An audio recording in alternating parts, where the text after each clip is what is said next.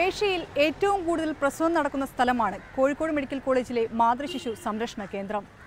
1961 staff pattern ആണ് ഇപ്പോഴും ഇവിടെ പിന്തുടരുന്നത്. നവജാത ശിശു വിഭാഗത്തിൽ ഒരു കുഞ്ഞിനെ ഒരു നേഴ്സ് എന്നതാണ് അനുപാതം. പരമാവധി 3 വരെയാകാം. എന്നാൽ സ്റ്റാഫിന്റെ കുറവ് മൂലം 20 കുഞ്ഞുങ്ങളെ വരെയാണ് ഒരു നേഴ്സ് പരിചരിക്കേണ്ടി വരുന്നത്. ദിവസേന 100 കുഞ്ഞുങ്ങൾ വരെ ഇവിടെ ഉണ്ടാകും.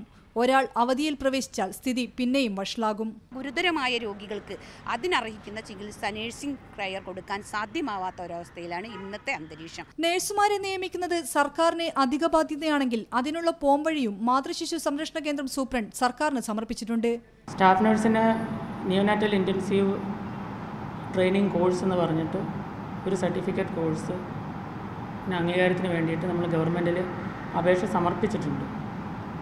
അപ്പോൾ അതിലൊരു അനുകൂല തീരുമാനം കിട്ടുവാണെങ്കിൽ അവരുടെ സേവനം നമുക്ക് NICയിൽ ഉപയോഗപ്പെടുത്താൻ പറ്റും.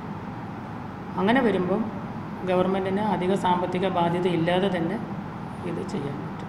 മാതൃശിശു കേന്ദ്രത്തിന്റെ പുതിയ ബ്ലോക്കിലേക്ക് നവജാത ശിശു വിഭാഗം മാറ്റാനിരിക്കുകയാണ്. എന്നാൽ സ്റ്റാഫ് നഴ്സുമാരുടെ ക്ഷാമം ഇതിനും തടസ്സമാകും. ഷിത ജഗത്, മീഡിയ 1, കോഴിക്കോട്.